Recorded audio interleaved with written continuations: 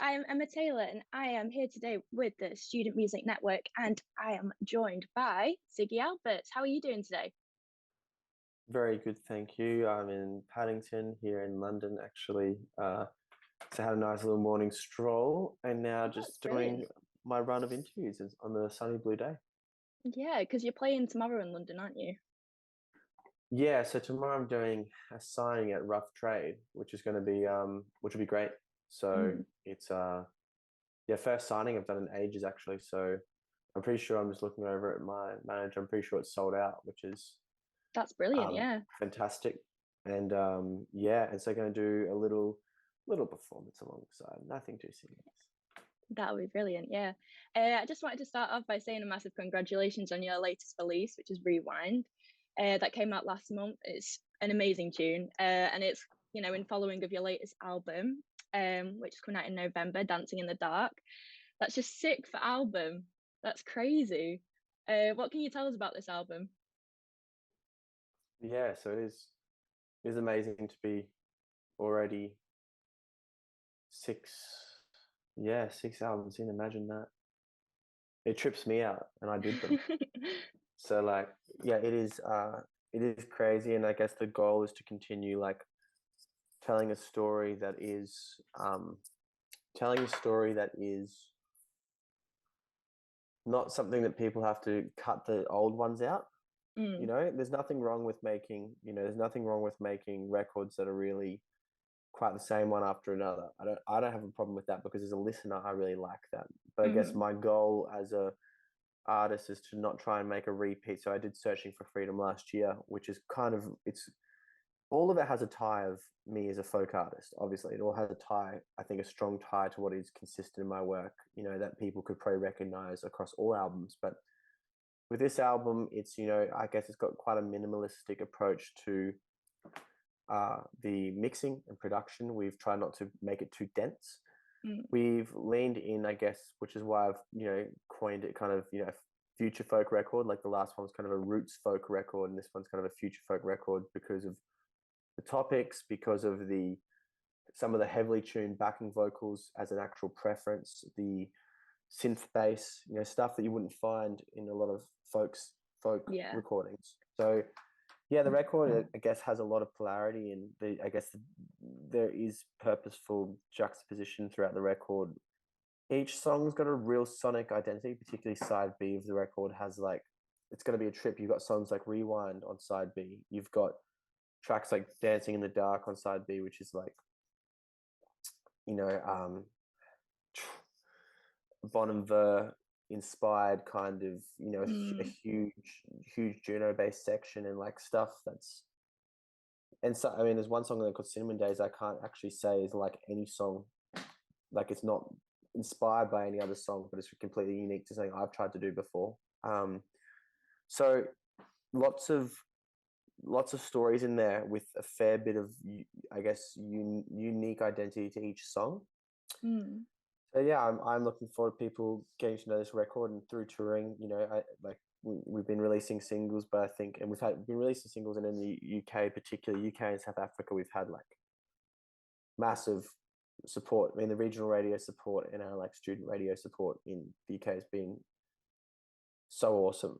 Like it's hmm. been immense, and I think that's reflected in the fact that we've got all these tour dates coming up in the UK and all of them are doing ridiculously well. I must admit, I'm not sure exactly what is the closest show to where you are. I've got a list of the shows that I'm playing, but I think you're in Manchester in June when I was having a look at it. yeah, 2nd of June. Yeah, yeah, I'm I'll seeing definitely that as get my well. tickets for that because I'm so looking forward to hearing this new album. Yeah, fantastic. Yeah, I'm doing the O2 Ritz in Manchester, Yeah, and it's I've a heard really that. good venue, that one as well. That's one of my favorites to see. Great, no, it's awesome. Well, like it, yeah, I've heard it's. I was just speaking yesterday to our team here, and it's going because our booking agents for Europe are based out of the UK, Hmm. and so yeah, it's been crazy. It's gonna be cool to be back in Manchester. I remember my last show vividly. It was the first show of my tour, and it was oh my gosh, I don't even want to say this. It was by the time I come back and play the Manchester show, it's gonna be more than it's gonna be four. I'm not gonna swear. It's gonna be 4 years. 4 years. My gosh. Imagine, like, where the heck did the time go? 4 I years. don't know. So anyway, Do you so I'm have a looking forward favorite to it. city, like in the UK to play, or anywhere in Europe, or? No, I actually don't. There's been too many, like I've done too many good shows in Mm. all the cities, so it's really hard for me to like pick a favorite. I'm sure I could tell you ones I didn't enjoy playing, but to be honest, the ones that come to mind, like I've said in the Europe and the UK, I've actually played just so many good shows. I mean, yeah, my show, like I said, my show in Manchester, where I had a couple friends come out and stuff like that. On top of it was a cracking way to start off, and to come to Manchester for the first time, like I did, and be received by, I think it was like a 500 person show. Like it was what I consider still to be quite a big show overseas, Mm. and I don't know how big the O2 Ritz is, but I've heard it's on its way to selling out. My team's told me, and so like it's just amazing to be received in different parts of the world. To be received this well is yeah, how good is that? It's unreal. Yeah, it's brilliant. Do you find like your favorite part of making the record and making an album is the actual touring process then and playing live and having your work be received? Or do you quite like the producing side, the writing, being in the That's a really good. studio? That's a really good question, because each artist is different on that front. The way I see it is the show is the crescendo of the song, because you make the record, you write the songs, then you record them and you produce them and bring them to life, and then you deliver them to people, and then you come together and you solidify what the song is about together. So Mm-hmm. it's a part of, I think, a 3-part process. If you ask me now, it's like a 3-part, and it is, to be honest, it is a bit sad without shows. Like Yeah. it doesn't feel the same releasing the album and not having the shows with it. I think that part is sad. Yeah, because Without like I bet you want to just see how people are reacting to it, and even just like imagine people just singing back your songs or just singing back the lyrics that you've been writing. And you were like, if you're writing it just so alone on one side, and then you're actually hearing everybody and it all come together. Yeah, I can see how and that's you like a final. Yeah, it is, and it's like it's also the way to tell what is like, because for example, you could have a song that does really well in streaming. It doesn't necessarily mean that people it doesn't necessarily mean people like it. Believe it or not, people might enjoy listening to it at the cafe, but it might not be a Mm, song that like people enjoy singing. So there's songs like, a song comes to mind called Intentions that I think actually did pretty good with radio here a couple of years ago, and it's just kind of poppy. Like it leans towards, I guess, the influence that Ed Sheeran's music has had on me. It's mm, more poppy than some other stuff. And long story short is, I was nervous to play that song live because I was like, how will people receive this? And it was one of the best parts of the whole night, even though it wasn't like the most popular song on the whole streaming platform. So that's to say that playing live, you get to understand what people really like yeah. for real, not just what the radio would like, or what playlist it's on. You get to see like what's connected with people on that core level, and that's exciting for sure. Yeah, that's real. Do you have like a favorite song to play when you're playing live? Like, the one that you want to end on and everybody's gonna sing along, or that's just gonna bring all the energy back up. Pretty funny one to play is a song called Love Me Now, from an Oh yeah. album called Laps Around the Sun. Mm-hmm. That's like, I joke around, that's like my pub hit. That's like the song that, like, I think That's your that's like a Oasis Killers one. like it's the song that it was the first song that ever got major radio for me ever, and it was in Australia, and it was the first one that got like a lot of radio support. Mm-hmm. And it was really funny. That's the song I'll see, like, so, oh my god, it was so cute the other day. Like there was like, I was playing this regional festival in Australia.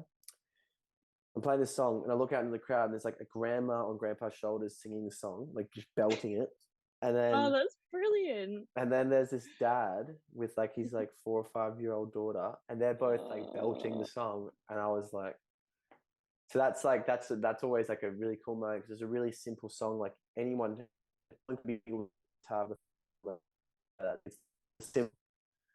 And that's a really cool moment. Heartbeat on this latest tour, Heartbeat from Searching for Freedom, has been like a really massive moment. As far as it's like I now I can't imagine the set without it. Mm-hmm.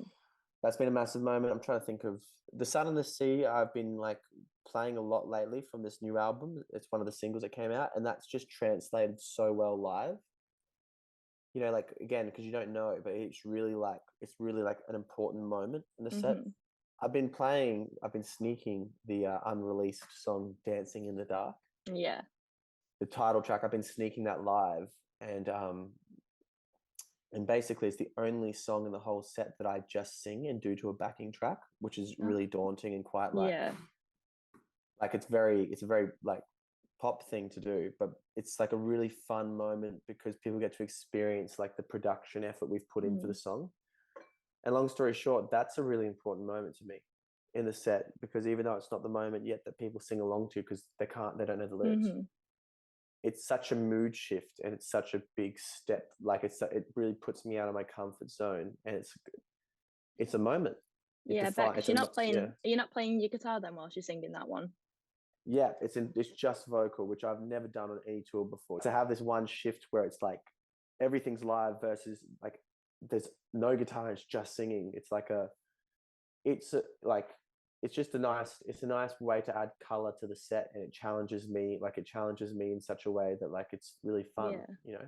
It definitely brings you out of your comfort zone, because I can imagine like because I do some like little gigs where I play guitar and sing, and I cannot just sing. I have to like kind of hide behind like my massive Epiphone like hollow body guitar and just like Yeah. kind of be like, oh, just watch that, don't watch me, just get That's it. distracted by it. You get on stage with a guitar and you're like, what do I do with these things? You know, I like know, like, where do I put my hands, or what am I holding onto the microphone, or is this too close now? am I holding him weird? Like, you know, so for sure. So now I look forward like I feel like the new set list that I've been like working on and playing for these shows I've been doing the last couple of weeks. Like Mm, I think it's as colorful and as strong the set list as like I've ever done, and that's always exciting to try and find new levels because I am just a man with a guitar and a kick drum kind of thing, you know. And so, and who's to say like I'm probably the only one who cares? Like most people probably who come to a show want to see me playing with a guitar and a kick drum. Like that's what they're there for, and that's awesome, you know. So particularly when it comes to overseas shows, like just coming back and playing my first UK run in 4 years, mm. which makes me sick to think that it's that long. Um, It won't be that long till the next one though. that's right, exactly. So you know, just to come back after 4 years, I just want to play like I want to play people new songs, but I also want to play them like the songs we can all just belt out together and just Yeah, sing and and dance just and have laugh. fun with it, just have a Yeah, dance. yeah, for sure. Do you reckon that's the thing that you're looking forward to the most then in the next like coming weeks and months, just playing live and having that For kind of sure. party celebration? Yeah, well, my shows are like people might assume they're really chill because they're acoustic, but they're not. They're like a riot. Mm, They're like so much fun. And yeah, that's something that's your sense of community. It's the way you connect to the world. And yeah, absolutely. well, before I was, it's the way we all connect. You know, it's the way music's one of these beautiful things where live music in particular is, I think, one of the most ultimate places of commune. You know, Mm, um, I'm not a religious person, but for me, like music is like almost a religious experience because, and what's amazing about it is you can have everyone in the crowd with different backgrounds, different religions, different upbringings, different ages, and everyone comes together, different languages, and you all sing these mm-hmm. songs together. And when the songs are like, when we're all there singing songs, particularly about like love and light and positivity, when you can do that, like you get these huge shivers on stage, you know, like you can feel the room light up, and that sense of commune is just like, well, I think it's probably like it's as close to old as society is, you know. And it continues to be, I think, one of the most important things about society. You know, I think of Mumford and Sons being in the crowd at Mumford and Sons, or Mm. being in the crowd at Dermot Kennedy shows, you know. That's as a fan, you know, like, and it truly can like shift so much energy within you, and that's really cool.